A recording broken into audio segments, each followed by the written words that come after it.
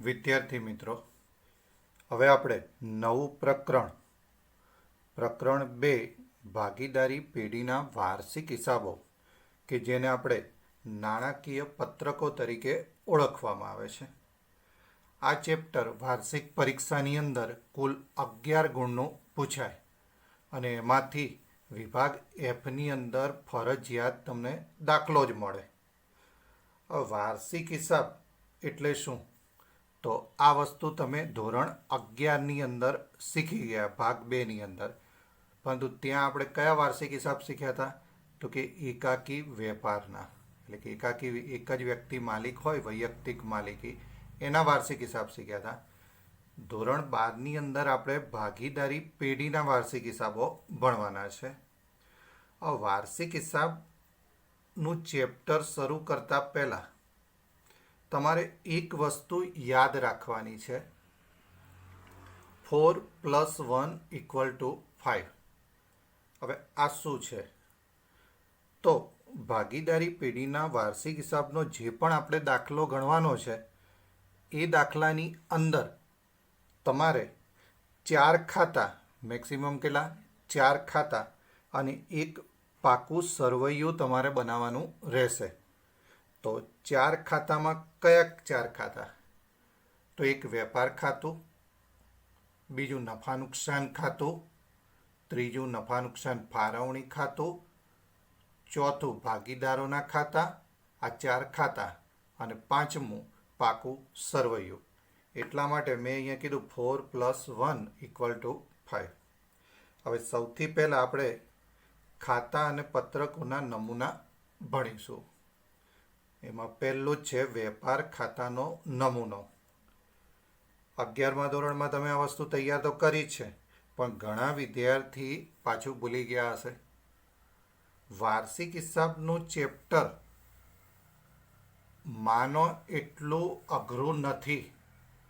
જો marks cover કરવા માટે સહેલામાં સહેલું ચેપ્ટર હોય તો આ ભાગીદારી પેઢીના વાર્ષિક હિસાબ છે. હું તમને જે ટેકનિકથી શીખવાડીશ એ ટેકનિક એપ્લાય કરશો તો 11માંથી ગમે તેવો દાખલો હોય 9 માર્ક્સ તો આવે ને આવે. 2 માર્ક્સ શેના મેં કાપ્યા? તો સરવાળાનું, અને તમે લખવામાં કંઈ ભૂલ કરી હોય.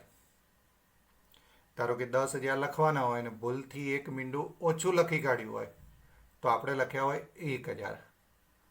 તો આવી ભૂલના કારણે આપણા સરવાળા ખોટા આવે, જેના 2 માર્ક્સ મેં ઓછા કર્યા.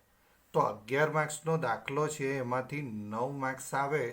હવે તમે કાઉન્ટ કરી લો, કેલ્ક્યુલેશન, કે કેટલી ટકાવારી થઈ. એટલે ભલે બધા એમ કે ભાગીદારી પેઢીના વાર્ષિક હિસાબ અઘરું ચેપ્ટર છે, પણ સહેલામાં સહેલું ચેપ્ટર છે. ઇમ્પોસિબલને અલગ પાડીને વાંચો, આઈ એમ પોસિબલ. તો ભલે ભાગીદારી પેઢીનું બધા વિદ્યાર્થી એમ કહેતા હોય કે અઘરું ચેપ્ટર, પણ આપણે એના માટે કેવા છીએ? સશક્ત, પોસિબલ છીએ. તો પહેલું જ આપણે વેપાર ખાતાનો નમૂનો જોઈએ. તો વેપાર ખાતાના નમૂનાની અંદર હેડિંગ શું લખીશું? તો જે પણ પેઢી હોય પેઢીનું નામ, તારીખ જે કીધી હોય તારીખ, ના રોજ પૂરા થતા વર્ષનું વેપાર ખાતું. શું લખવાનું? ના રોજ પૂરા થતા વર્ષનું વેપાર ખાતું. વિગત રકમ, ઉધાર જમા. હવે સૌથી પહેલાં ઉધાર બાજુ આપણે શું લખીશું? તો કે શરૂઆતનો સ્ટોક. વેપાર ખાતાની ઉધાર બાજુ શું આવે? શરૂઆતનો માલ સ્ટોક, જે હંમેશા બહારના ખાનામાં લખવાનો રહેશે. ખરીદી, તો ખરીદી હંમેશા અંદર જ લખવાની, કારણ કે ખરીદીમાંથી ખરીદ પરત બાદ કરવાનું હોય. વેચાણ સિવાય કોઈ પણ રીતે માલ ગયો હોય ધંધામાંથી તો એ પણ આપણે શું કરી દેવાનો? બાદ કરવાનો. આથી ખરીદી અંદરના ખાનામાં લખીશું. એમાંથી શું બાદ કરીશું? તો કે ખરીદ પરત બાદ કરીશું. એ જે રકમ વધે એમાંથી વેચાણ સિવાય અન્ય રીતે ગયેલ માલ. વેચાણ સિવાય અન્ય રીતે માલ ગયો કઈ રીતે? ચોરીથી જાય, ધર્માદાથી જાય, ઉપાડથી જાય, જાહેરાતથી જાય, તો આવી રીતે કોઈ પણ રીતે ધંધામાંથી માલ જાય તો એ ક્યાં લખીશું? વેપાર ખાતાની ઉધાર બાજુ ખરીદીમાંથી બાદ કરીશું. ત્યારબાદ માલની ખરીદીને લગતા ખર્ચા. હવે માલની ખરીદીને લગતા ખર્ચા કેવા? તો મજૂરી, આવક માલગાડા ભાડું, રેલવેનો, ઓક્ટ્રોય, આયાત જકાત, લારી ભાડું, આવા કોઈ ખર્ચા આપ્યા હોય. એટલે કે ટૂંકમાં આપણે માલ ખરીદીએ અને એ ખરીદી કરતાં જે પણ ખર્ચ ચૂકવવો પડે તેને આપણે શું કહીશું? માલની ખરીદીને લગતા ખર્ચા. ઉત્પાદનને લગતા ખર્ચા અથવા કારખાનાના ખર્ચા. જો આપણે માલ તૈયાર ખરીદવાને બદલે માલનું પોતે જ ઉત્પાદન કરતા હોય તો ઉત્પાદન કરતાં જે ખર્ચા થાય તે ખર્ચાને ક્યાં લખીશું? વેપાર ખાતાની ઉધાર બાજુ. આ ઉત્પાદનને લગતા ખર્ચા કેવા હોય? તો કે ઉત્પાદક મજૂરી હોય, કારખાનામાં ભાડું, કરવેરા, વીજળી, બળતણ એવા ખર્ચા થતા હોય, વપરાયેલ માલ સામગ્રી હોય, કારખાનાના મકાનનો ઘસારો હોય, પ્લાન્ટ યંત્રનો ઘસારો હોય, તો એ બધા ખર્ચા કયા કહેવાય? ઉત્પાદનને લગતા ખર્ચા. જ્યારે વેપાર ખાતાની જમા બાજુ આપણે પહેલું લખીશું વેચાણ, હંમેશા અંદર જ લખીશું. એમાંથી વેચાણ પરત શું કરી દઈશું? બાદ કરી દઈશું. આથી ચોખ્ખી રકમ બહારના ખાનામાં લખાશે.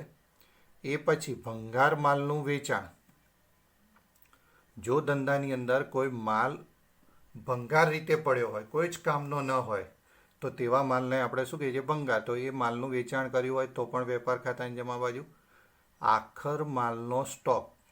વર્ષના અંતે જે પણ વેચાયા વિગતનો માલ છે તેને આપણે શું કહીએ છીએ? આખર માલનો સ્ટોક.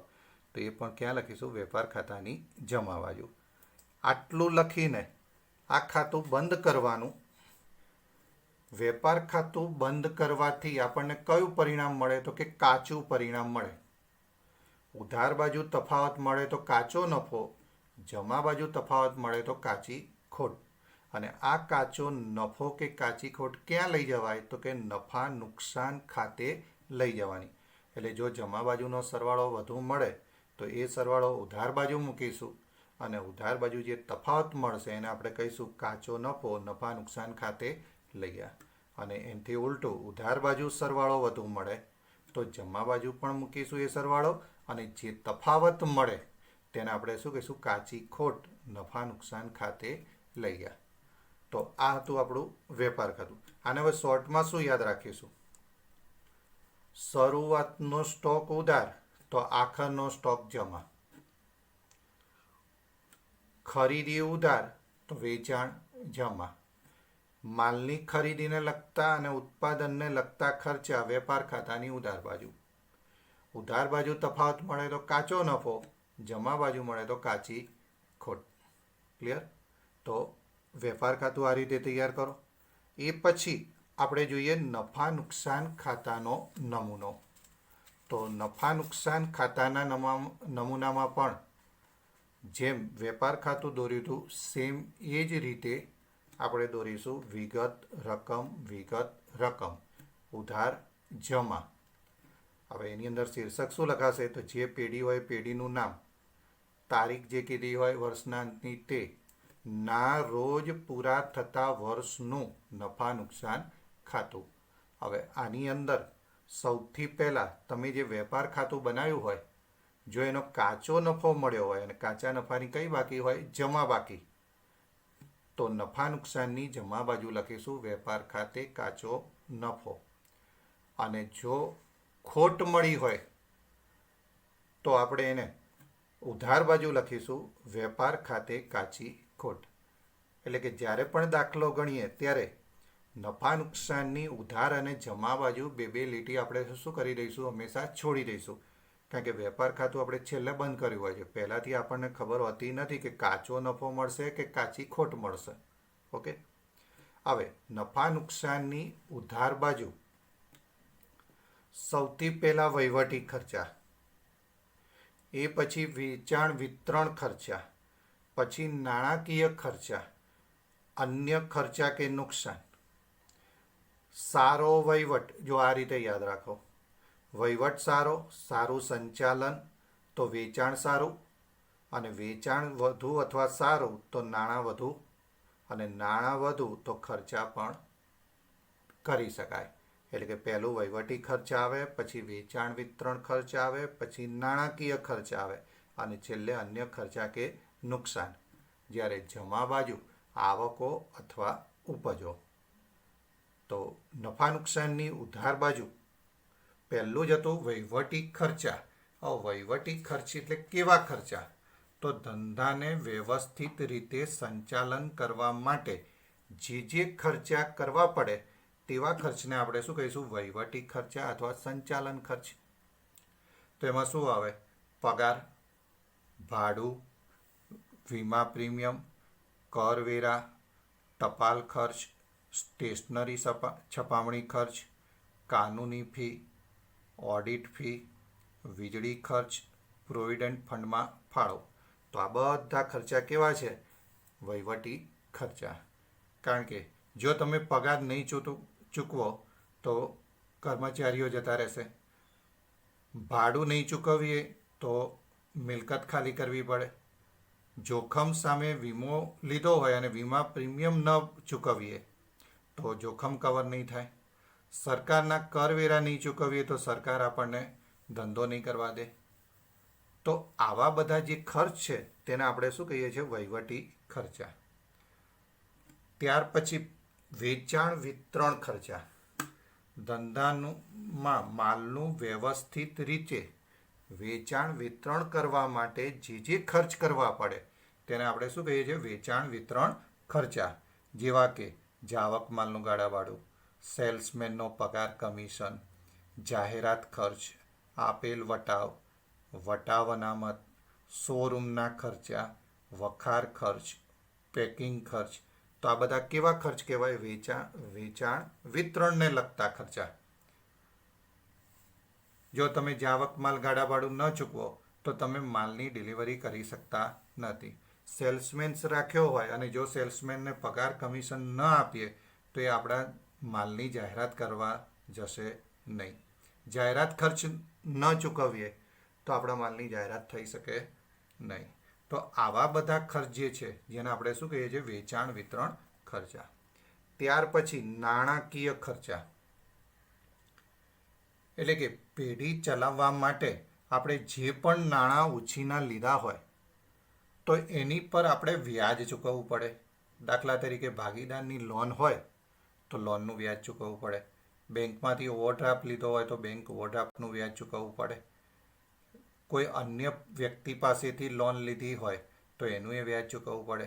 બેંક આપણા વતીથી જે કાર્યો કરે જેવા કે બેંક ચાર્જીસ, બેંક કમિશન, તો એ બધા ખર્ચા કેવા છે? નાણાકીય ખર્ચા. ત્યારબાદ અન્ય ખર્ચા કે નુકસાન. એટલે કે વહીવટી ખર્ચા, વેચાણ વિતરણ ખર્ચા અને નાણાકીય ખર્ચ સિવાય જો કોઈ ખર્ચ કરવામાં કે નુકસાન થતું હોય તો તેને આપણે કયા શીર્ષક હેઠળ લખીશું? અન્ય ખર્ચા અથવા નુકસાન. જેવું કે ધર્માદા ખર્ચ, મિલકત પરનો ઘસારો, ગાલખાદ. ગાલખાદ માટે આપણે 11મા ધોરણમાં બ્લોક શીખીને આવ્યા કે પહેલી ગાલખાદ કાચા સરવૈયાની, એની અંદર હવાલાની ગાલખાદ ઉમેર દેવાની, એની અંદર હવાલાની ગાલખાદ અનામત ઉમેરવાની, અને કાચા સરવૈયાની ગાલખાદ અનામત શું કરી દેવાની? બાદ કરી દેવાની. તો આ જે ગાલખાદનો બ્લોક છે એ પણ શું આવશે? અન્ય ખર્ચના શીર્ષક હેઠળ. ત્યાર પછી આગથી નુકસાન થયું હોય, ચોરીથી નુકસાન થયું હોય, મિલકત વેચાણ કરતાં નુકસાન થયું હોય તો તેવા નુકસાનને પણ ક્યાં લખીશું? અન્ય ખર્ચ અથવા નુકસાનના શીર્ષક હેઠળ. આવકો અથવા ઉપજો. એટલે કે ધંધા માટે જે પણ આવક અથવા ઉપજ મળતી હોય તો એ બધી ક્યાં લખીશું?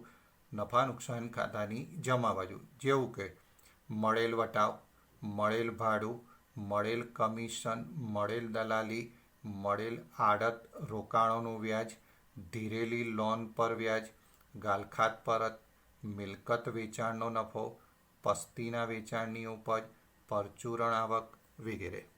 તો આ બધી આવકો કે જેની હંમેશા જમા બાકી હોય એ આપણે ક્યાં લખીશું? નફા નુકસાન ખાતાની જમા બાજુ. આ ખાતું બંધ કરીએ તો આપણને કયું પરિણામ મળે? તો કે ચોખ્ખું પરિણામ મળે. આ ચોખ્ખા પરિણામમાં ઉધાર બાજુ તફાવત મળે તો શું કહીશું? ચોખ્ખો નફો. અને જમા બાજુ તફાવત મળે તો ચોખ્ખી ખોટ. જે ક્યાં લઈ જઈશું? નફા નુકસાન ફાળવણી ખાતે, જેને આપણે શોર્ટમાં કહીશું NNFA. બરાબર. તો ઉધાર બાજુ જમા બાજુનો સરવાળો વધુ હોય તો એ પહેલાં કરીશું, એ જ સરવાળો ઉધાર બાજુ મૂકીશું, અને જે તફાવત મળ્યો એને આપણે કહીશું ચોખ્ખો નફો નફા નુકસાન ફાળવણી ખાતે. આનાથી ઉલટું, ઉધાર બાજુનો સરવાળો વધુ આવે તો એ પહેલાં કરીશું, એને જમા બાજુ મૂકીશું, અને જમા બાજુ જે તફાવત મળ્યો તેને આપણે કહીશું ચોખ્ખી ખોટ નફા નુકસાન ફાળવણી ખાતે. એને શું કરીશું? લઈ જઈશું.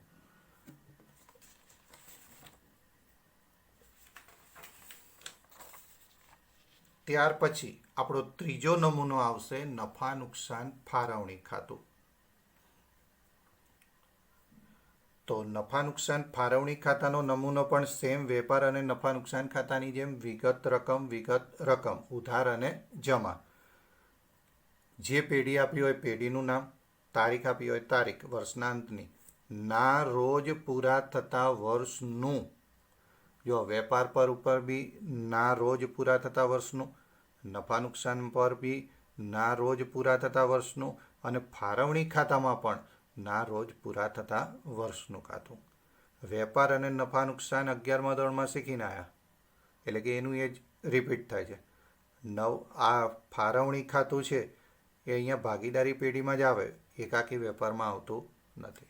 તો સૌથી પહેલાં જમા અને ઉધાર બાજુ બે લીટી આપણે જે છોડી દઈશું, એમાં જો કાચી ખોટ મળી હોય તો ઉધાર બાજુ લખીશું, અને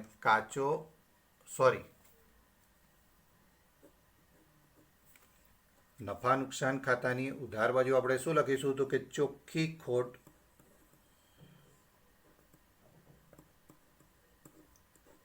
જ્યારે ચોખ્ખો નફો મળ્યો હોય તો નફા નુકસાન ફાળવણી ખાતાની જમા બાજુ લખીશું. એટલે કે નફો હોય તો જમા બાકી, ખોટ હોય તો ઉધાર બાકી. એ પછી મૂડી પર વ્યાજ ભાગીદારને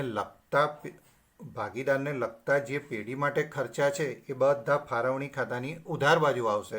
એમાં સૌથી પહેલું મૂડી પર વ્યાજ, એટલે કે ભાગીદારે જે મૂડી આપી છે એ મૂડી પર જે વ્યાજ ચૂકવીએ, ધારો કે એનું વ્યાજ, બીનું વ્યાજ, એમ કરીને સરવાળો કરીને બહાર મૂકીશું. ચાલુ ખાતાની જમા બાકી. ભાગીદારોના મૂડી ખાતા બે પદ્ધતિએ રાખી શકાય, સ્થિર પદ્ધતિ અને અસ્થિર પદ્ધતિ. સ્થિર પદ્ધતિએ મૂડી ખાતા રાખવામાં આવે તો મૂડી ખાતું એ બને અને ચાલુ ખાતું પણ બને. તો ચાલુ ખાતા જ્યારે આપ્યા હોય અને એની જમા બાકી હોય તો ફાળવણી ખાતાની ઉધાર બાજુ લખીશું એનું વ્યાજ, બીનું વ્યાજ, એમ કરીને કુલ બારના ખાનામાં લખીશું. ભાગીદારનો પગાર, બોનસ, કમિશન, મહેનતાણું, આ પણ શું કહેવાય? પેઢી માટે ખર્ચ. આથી ફાળવણી ખાતાની ઉધાર બાજુ. સામાન્ય અનામત ખાતે જો કોઈ રકમ લઈ જવાની હોય તો એ પણ ક્યાં લખીશું? ફાળવણી ખાતાની ઉધાર બાજુ. જ્યારે જમા બાજુ ઉપાડ પર વ્યાજ. ભાગીદારે જે ઉપાડ કર્યો છે એ ઉપાડ પર વ્યાજ પેઢી વસૂલ કરે, આથી પેઢી માટે એ શું કહેવાય? આવક. આથી ઉપાડ પર વ્યાજ ફાળવણી ખાતાની જમા બાજુ, એનું વ્યાજ, બીનું વ્યાજ, એમ કરીને સરવાળો કરીને બહાર મૂકીશું. ત્યાર પછી ચાલુ ખાતાની જો ઉધાર બાકી આપી હોય તો એનું વ્યાજ પણ ક્યાં લખવાનું? જમા બાજુ. આટલું લખ્યા પછી આ ખાતું બંધ કરવાનું, અને આનો જે સરવાળો મળે એમાંથી તફાવત શોધીશું. તો એ આપણને કયો પરિણામ મળશે? વહેંચણી પાત્ર નફો. કયો નફો? વહેંચણી પાત્ર. વેપાર ખાતામાં રિઝલ્ટ મળે તો શું કહેવાનું? કાચું. નફા નુકસાનમાં પરિણામ મળે તો ચોખ્ખું. અને નફા નુકસાન ફાળવણી ખાતામાં મળે પરિણામ તો એને આપણે શું કહીએ છીએ? વહેંચણી પાત્ર. તો ઉધાર બાજુ તફાવત મળે તો એને આપણે કહીશું વહેંચણી પાત્ર નફો. આ કયા ખાતે લઈ જવાનો? તો ભાગીદારના મૂડી અથવા ચાલુ ખાતે. જો મૂડી ખાતા બનાવે તો મૂડી ખાતાની જમા બાજુ, અને ચાલુ ખાતા બનાવે તો ચાલુ ખાતાની જમા બાજુ આને લખીશું. જો જમા બાજુ તફાવત મળે તો એને આપણે કહીશું વહેંચણી પાત્ર ખોટ, જે ભાગીદારના મૂડી અથવા ચાલુ ખાતે લઈ જઈશું. એટલે કે મૂડી ખાતા બનાવ્યા હોય તો એની ઉધાર બાજુ, અને જો ચાલુ ખાતા બનાવ્યા હોય તો એની ઉધાર બાજુ લખાશે. તો આ વાત થઈ નફા નુકસાન ફાળવણી ખાતાના નમૂનાની. હવે ત્યાર પછી ભાગીદારોના ખાતા. ભાગીદારના ખાતામાં અહીંયા મેં તમને અસ્થિર અને સ્થિર બે પદ્ધતિ ચેપ્ટર 1માં ચલાવી હતી. તો આપણે સ્થિર પદ્ધતિએ મૂડી ખાતું અને ચાલુ ખાતું પહેલાં જોઈશું. તો સ્થિર પદ્ધતિમાં ભાગીદારોના બે ખાતા બને. એમાં પહેલું મૂડી ખાતું. ખાતા કઈ રીતે દોરીશું? તો કે તારીખ, વિગત, ભાગીદાર એ, ભાગીદાર બી. તારીખ, વિગત, ભાગીદાર એ, ભાગીદાર બી, ઉધાર, જમા. હવે સામાન્ય રીતે ભાગીદારની મૂડી ખાતાની જમા બાકી જ હોય. આથી મૂડી ખાતાની જમા બાજુ આપણે લખીશું બાકી આગળ લાવ્યા.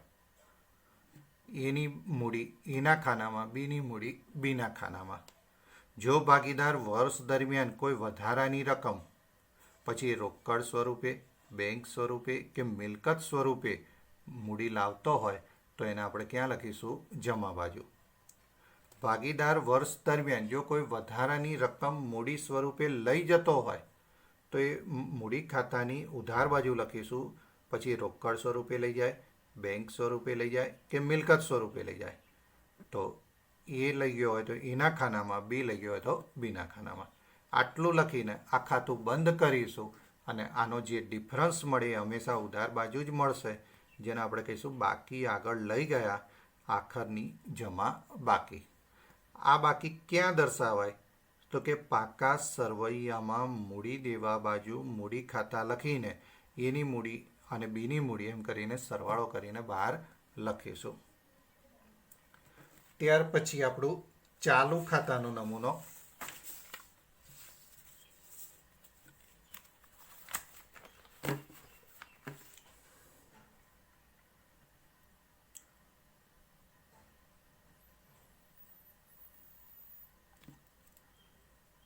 તો જે રીતે મૂડી ખાતા આપણે દોર્યા હતા સેમ એ જ રીતે તારીખ, વિગત, ભાગીદાર એ, ભાગીદાર બી, તારીખ, વિગત, ભાગીદાર એ, ભાગીદાર બી. હવે ચાલુ ખાતા જો આપ્યા હોય ભાગીદારના તો એની ઉધાર બાકી પણ હોઈ શકે અને જમા બાકી પણ હોઈ શકે. જો જમા બાકી હોય તો જમા બાજુ લખીશું બાકી આગળ લાવ્યા. ઉધાર બાકી આપી હોય તો ઉધાર બાજુ લખીશું બાકી આગળ લાવ્યા. અને આ બાકી આગળ લાવ્યા એમાં તારીખ હંમેશા કઈ હોય? વર્ષની શરૂઆતની. ત્યાર પછી મૂડી પર વ્યાજ ચૂકવ્યું હોય એટલે કે ફાળવણી ખાતાની ઉધાર બાજુ જે વિગતો લખી હોય ભાગીદારને લગતી એ બધી જ વિગતો અહીંયા શું થઈ જશે? જમા. તો મૂડીનું વ્યાજ આપણે ત્યાં ઉધાર લખ્યું હતું, અહીંયા ખાતામાં શું થઈ જશે? જમા. ચાલુ ખાતાની જમા બાકીનું વ્યાજ પણ ભાગીદાર માટે શું કહેવાય? આવક. આથી એ પણ જમા થશે. પગાર, બોનસ, કમિશન તો એ પણ શું થશે? આવક ભાગીદાર માટે, આથી જમા થશે. વહેંચણીપાત્ર નફો એ પણ ભાગીદાર માટે આવક છે, આથી જમા બાજુ લખીશું. જ્યારે ઉધાર બાજુ ભાગીદાર માટે જે ખર્ચ ગણાતું હોય તો ઉપાડ, ઉપાડ પર વ્યાજ, ચાલુ ખાતાની ઉધાર બાકીનું વ્યાજ અને વહેંચણીપાત્ર ખોટ આ બધું શું થઈ જશે? ઉધાર બાજુ લખાશે. આટલું લખ્યા પછી તમારે ખાતા બંધ કરવાના.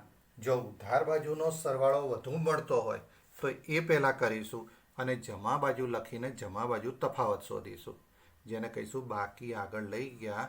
અને આ કઈ બાકી કહેવાય? આખરની ઉધાર બાકી. અને આ ઉધાર બાકી ક્યાં દર્શાવીશું? તો કે પાકા સરવૈયામાં મિલકત લેણા બાજુ. અને જો જમા બાજુનો સરવાળો વધુ મળે તો પહેલાં એ કરીશું, એ જ સરવાળો ઉધાર બાજુ મૂકીશું અને ઉધાર બાજુ જે તફાવત મળે તેને આપણે કહીશું બાકી આગળ લઈ ગયા. પણ આ કઈ બાકી કહેવાય? આખરની જમા બાકી. તો જમા બાકી આવે તો પાકા સરવૈયામાં મૂડી દેવા બાજુ અને ઉધાર બાકી આવે તો મિલકત લેણા બાજુ. તો આ વાત થઈ સ્થિર પદ્ધતિએ ભાગીદારોના મૂડી ખાતા. હવે પેઢીની અંદર જો ભાગીદાર અસ્થિર મૂડી ખાતા પદ્ધતિ રાખતા હોય તો તમારે માત્ર મૂડી ખાતું જ તૈયાર કરવું પડે. અને મૂડી ખાતું માત્ર જ્યારે તૈયાર કરવાનું હોય ત્યારે આ મૂડી ખાતું જે સ્થિર પદ્ધતિએ મૂડી ખાતું અને ચાલુ ખાતું જે અલગ બનાવ્યું એના બદલે આપણે બંને શું કરી દેવાનું, ભેગું બનાવવાનું. તો મૂડી ખાતાની જમા બાજુ મૂડી ખાતાની શરૂની બાકી લખીશું. ત્યારબાદ વધારાની રોકડ લાવ્યા હોય તો એ પણ મૂડી ખાતાની જમા બાજુ, અને મૂડીનું વ્યાજ, પગાર કમિશન, વહેંચણી પાત્ર નફો, આ બધું ક્યાં લખાશે? મૂડી ખાતાની જમા બાજુ. જ્યારે ઉપાડનું વ્યાજ અને વહેંચણી પાત્ર ખોટ ક્યાં લખાશે? મૂડી ખાતાની ઉધાર બાજુ. ઓકે, તો તમારે દાખલાની અંદર હવે પ્રશ્ન એ આવે કે ક્યારે મૂડી ખાતા બનાવવા અને ક્યારે ચાલુ ખાતા બનાવવા. તો દાખલાની અંદર જો ભાગીદારો સ્થિર મૂડી ખાતા પદ્ધતિ અપનાવતા હોય, એવી સ્પષ્ટ ફરીથી કહું છું, ભાગીદારી પેઢીના દાખલાની અંદર તમને એવું કહેવામાં આવે કે ભાગીદારો અસ્થિર મૂડી ખાતા પદ્ધતિ રાખે છે, તો આપણે માત્ર શું બનાવવાનું? મૂડી ખાતું. અને જો એમ કહેવામાં આવે કે ભાગીદારો સ્થિર પદ્ધતિએ મૂડી ખાતા રાખે છે, તો આપણે મૂડી ખાતું અને ચાલુ ખાતું બંને શું કરવું પડે? અલગ બનાવવું પડે. ઓકે, તો આ વાત થઈ જરૂરી ખાતાની. હવે નંબર 5 આપણું હતું પાકા સરવૈયાનો નમૂનો. તો હવે જોઈએ પાકા સરવૈયાનો નમૂનો. પાકું સરવૈયું આપણે કઈ રીતે દોરવાનું? તો દોરીશું તો વિગત રકમ, પરંતુ વિગતની જગ્યાએ શું લખાશે? મૂડી દેવા રકમ રૂપિયા, મિલકત લેણા રકમ રૂપિયા. આ સરવૈયું પત્રક છે, આથી એને ઉધાર જમા કે જમા ઉધાર લખાતું નથી. શીર્ષક શું લખાય? તો પેઢી જે આપી હોય પેઢીનું નામ, તારીખ વર્ષના અંતની, અને ના રોજનું પાકું સરવૈયું. શું લખીશું? ના રોજનું પાકું સરવૈયું. હવે મૂડી દેવા બાજુ સૌથી પહેલાં મૂડી ખાતા, ભાગીદાર એની, ભાગીદાર બીની. એટલે કે આપણે અગાઉ જે મૂડી ખાતાના નમૂના જોયો એમાં જે બાકી મળી હતી જમા બાકી આખરની, એ અહીંયા દર્શાવીશું. જો ચાલુ ખાતા હોય અને ચાલુ ખાતાની આખરની જમા બાકી મળી હોય તો એ પણ મૂડી દેવા બાજુ, એની બાકી, બીની બાકી, કુલ. ધંધાની અંદર કોઈ અનામતો રાખવામાં આવતા હોય તો એ અનામતો પણ ક્યાં લખીશું? પાકા સરવૈયામાં મૂડી દેવા બાજુ. જેવા કે સામાન્ય અનામત, મૂડી અનામત, અન્ય અનામતો. ત્યાર પછી બિન ચાલુ જવાબદારીઓ, અથવા અને બીજા શબ્દમાં કહીએ તો લાંબા ગાળાની જવાબદારીઓ, જેવી કે બેંક પાસેથી લીધેલ લોન, નાણાકીય સંસ્થા પાસેથી લીધેલી લોન, મિત્રો પાસેથી 1 વર્ષ કરતાં વધુ સમય માટે લીધેલી લોન, ભાગીદારની લોન. તો આ બધું શું કહેવાશે? બિન ચાલુ જવાબદારીઓ. એ પછી ચાલુ જવાબદારીઓ, એટલે કે 1 વર્ષની સમય મર્યાદામાં જે ચૂકવવા પાત્ર છે જવાબદારી, તેને આપણે શું કહીશું? ચાલુ જવાબદારી. જે કે બેંક ઓવરડ્રાફ્ટ, લેણદારો દેવી ઊંડીઓ, ચૂકવવાના બાકી ખર્ચા, અગાઉથી મળેલ આવકો, કરવેરાની જોગવાઈ. તો આ બધું શું કહેવાશે? ચાલુ જવાબદારી. સામે મિલકત લેણા બાજુ પહેલું જ આપણું આવશે શીર્ષક કાયમી મિલકતો. એમાં દ્રશ્ય મિલકત હોય, અદ્રશ્ય મિલકત હોય, તો એ મિલકતો દર્શાવીશું. હવે મિલકતોમાં તો મારે કંઈ કહેવા જેવું નથી, બરાબર. રોકાણો, તો રોકાણો પણ એ શું કહેવાય? મિલકત કહેવાય. આથી મિલકત લેણા બાજુ લખીશું. રોકાણો એટલે કે સરકારી જામીનગીરીમાં રોકાણ કર્યું હોય, પ્રોવિડન્ટ ફંડમાં રોકાણ કર્યું હોય, કોઈ કંપનીમાં રોકાણ શેરમાં કર્યું હોય, તો એ બધું શું કહેવાશે? રોકાણો. ત્યાર પછી ચાલુ મિલકતો, આખર સ્ટોક, દેવાદારો, રોકડ શિલ્લક, બેંક શિલ્લક, મળવાની બાકી આવકો, લેણી હુંડી, અગાઉથી ચૂકવેલ ખર્ચા. તો આ બધું શું કહેવાશે? ચાલુ મિલકત, જે આપણે ક્યાં લખીશું? પાકા સરવૈયામાં મિલકત લેણા બાજુ. અને છેલ્લે ચાલુ ખાતા. જો આપણે ચાલુ ખાતા બનાવ્યા હોય અને એની ઉધાર બાકી મળતી હોય તો એ ઉધાર બાકી ક્યાં લખીશું? મિલકત લેણા બાજુ. તો આ રીતે પાકું સરવૈયું બનાવીને બંને બાજુના સરવાળા કરવાના, અને એ સરવાળા હંમેશા કેવા આવવા જોઈએ? સરખા થવા જોઈએ, બરાબર છે. હવે ઘણા વિદ્યાર્થીને એવો પ્રશ્ન થાય કે સાહેબ આ રીતે હેડિંગ ન લખ્યા હોય અને સીધું લખી કાઢીએ ચાલે, બરાબર છે, પણ શક્ય હોય ત્યાં સુધી આ શીર્ષક પ્રમાણે આપણે લખવાનો પ્રયત્ન કરવાનો. એક બે દાખલા જેમ જેમ આપણે દાખલા ગણીશું ને એમ એમ આ બધું જ યાદ રહી જશે. કારણ કે આને ગોખવાનું નથી, આને માત્ર યાદ કરવાનું છે. અને યાદ કઈ રીતે રહેશે? તો જેમ જેમ દાખલાની પ્રેક્ટિસ થતી જશે એમ એમ આપણે એની અંદર શું કરીશું? ઇમ્પ્રુવમેન્ટ કરતા જઈશું. તો પહેલું આપણે જોયું વેપાર ખાતા નમૂનો, બીજું જોયું નફા નુકસાન ખાતાનો નમૂનો, ત્રીજું નફા નુકસાન ફાળવણી ખાતું, ચોથું ભાગીદારોના મૂડી અને ચાલુ ખાતા, અને પાંચમું જોયું પાકું સરવૈયું. આની અંદર કંઈ પણ હોય, કોઈ બાકી ન સમજાતી હોય તો તમારે શું કરવાનું? મને પૂછી લેવાનું. શોર્ટ નમૂના આપણે તૈયાર કર્યા છે. હવે પછીના લેક્ચરમાં હવાલાની આપણે ચર્ચા કરીશું.